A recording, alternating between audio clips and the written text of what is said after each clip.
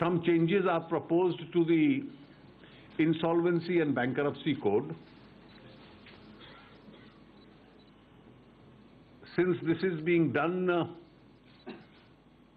by an ordinance, till it is approved,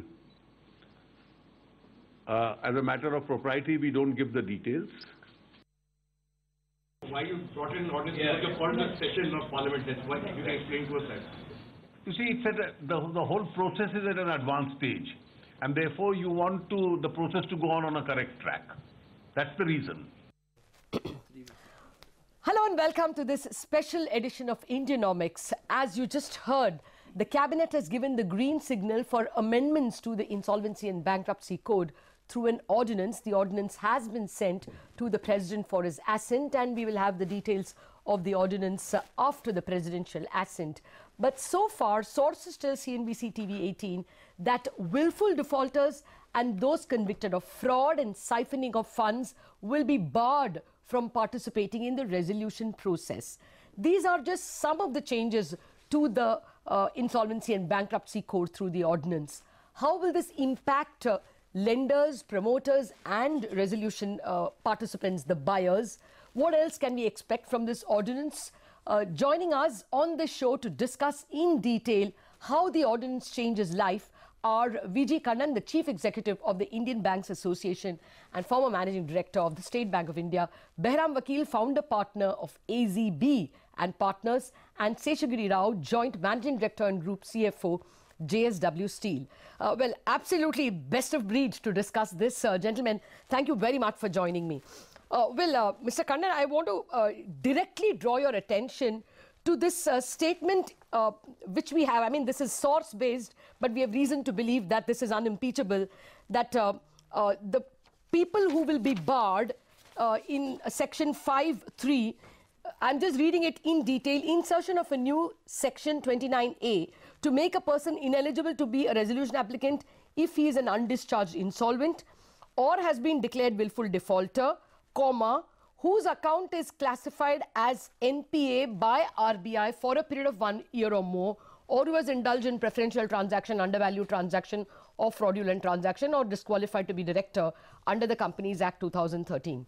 Now, does this mean that it is a willful defaulter whose account is classified as NPA, or is it a separate category whose account is classified as NPA? How are you reading this? I would say all the accounts which are NPAs and only are the ones which are likely to be made into willful defaulter. So by default, a willful defaulter will be an account which is already an NPA. So it's actually a combination is what my interpretation is, that it will be a willful defaulter whose account has already been an NPA and declared by the RBI, either acknowledged or declared and advised to the banks to take up the necessary action. But should we read it at all as all those who are classified as NPA cannot be applicants? I would actually say it must be together, because otherwise it would almost mean that no other person can actually do it, in which case most of the accounts which go to NCLT would be ones which will be an NPA for 1 year, and in which case none of the promoters will be eligible to buy, and which may not be very fair. Okay. Bahram, I have tried to type out what we found.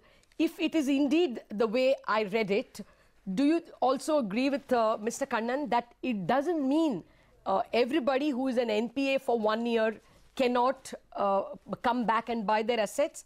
Or is it a willful defaulter who is declared as an NPA? How should we understand it? No, I completely agree that you have to read that together from the text that I have seen, and I guess, as the finance minister said, we need to wait for the final version, but the comma should be read as an and.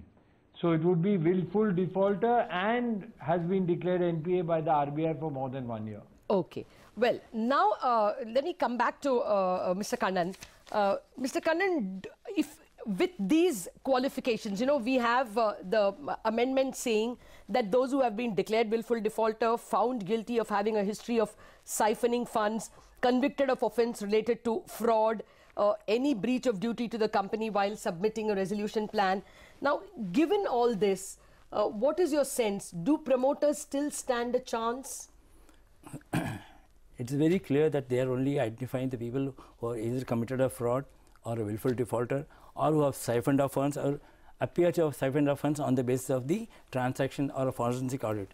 So in case there is very clear evidence that no such thing has happened, I think existing promoters can also be eligible to do it.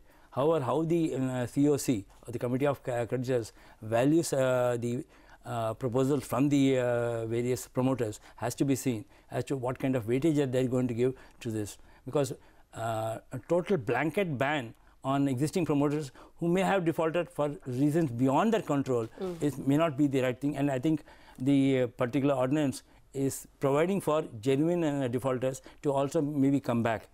Let's see how it pans out. Okay, so your reading is that only fraudulent siphoning, or in a sense people are in a way having a criminal activity malified involved. intentions. Malified intentions are only disallowed. Could be. Okay, Mr. Seshagiri Rao, I know you don't have the advantage of having this paper in front of us. It's just sourced information, but unimpeachable sources.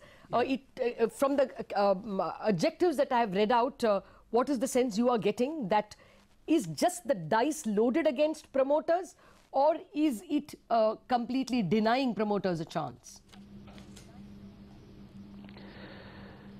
No, I have not seen the ordinance, but Yes. Initial comments based on what you have described. I think all the promoters should be barred in participating in the resolution plan. I don't think that is the spirit, because as Mr. Kannan rightly pointed out, if the financial distress is on account of external reasons, I don't think it should be too harsh against all the promoters that they cannot participate. But it is right that the promoters who have defaulted willfully, or who are non-cooperative borrowers, or who have some fraud or forensic audit is against them, those definitely should not be allowed to come and participate in the resolution plan. Okay. Bahram, would you say that once you put these kinds of adjectives, it is quite possible that other buyers, may also find, promoters or some other rival buyers getting some case against them, that in some, obscure case, you were found guilty of probably siphoning funds. People could rake up cases, and even a deserving candidate could be pulled out of the race. You think this can be misused?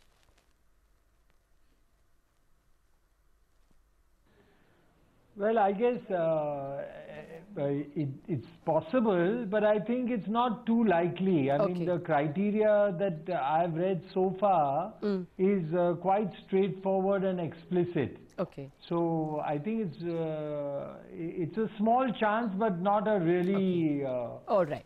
Okay, then we will leave it at that. Do you think these are check boxes? After all, banks declare who are willful defaulters. It is very clear who the RBI calls non-cooperative, and the forensic audit will clearly put out whether there is a siphoning of funds. So there is no discretion involved. Are the clauses which are in this document fairly clear, no room for discretion? Bahram? Yeah, I believe so. I think that it's very clear, and as you said, most of them are well defined, but it is a little premature because we are reading a draft after all. Yes. Yes, and we are reading sourced information. Now let me come to how it feels when you are part of the Committee of Creditors. How does life change after this ordinance, after this amendment ordinance, Mr. Kannan? In the existing IBC, I think there is no clear-cut indication that such people will be barred. IBC had earlier said that you should conduct a forensic audit and ensure this, but it did not specifically bar the people. It's an understanding that these people may be prohibited from doing it, but this sort of gives you a sanctity and gives you a law that you don't need to encourage such proposals from such people. So in a way, it's more or less putting the official stamp on the thinking of the COC, saying that anyone who has committed a fraud, etc., should not be involved. Okay. I think it's actually more an enabler, and it will certainly ensure that no cases can come against the banks for not having encouraged that, because it is not specifically prohibited. Okay. Now it is being specifically prohibited, ensures this is happening. Okay. Now let me tell you what sources have told us about the intent of the government. The intent of the government is that promoters who have who they see as guilty of not paying back the banks for such a long time and creating such a big hole, should not be preferred by the bankers. The fear on the part of the government is that if the promoter asks for a haircut of, say, 45% and an external buyer asks for a 55% haircut, as a commercial banker, you will like to prefer the one who is asking for a lower haircut. Does this amendment change your discretion in any way? And thinking always will be, as a commercial banker, the least haircut. But having said so, I think the COCs will look into the way the money is actually coming, whether it's substantially is coming by way of upfront payment, earlier payment, all those things will be factored in. And that then they will take a call as to whether there's 45% haircut or 55% haircut. No, but this one, there are further clauses which I did not read out. It says the ordinance also explicitly provides for the committee of creditors to consider viability of a resolution plan and provide for further requirements to be specified by the IBBI in this regard. And we know that the IBBI has said that the committee of creditors should consider the viability of the plan, and they don't want the asset to come back to the NCLT as a stressed asset again. So does this cast a onerous responsibility on the creditor to rather give someone who does not have a record of NPA, even if he is asking for a higher haircut?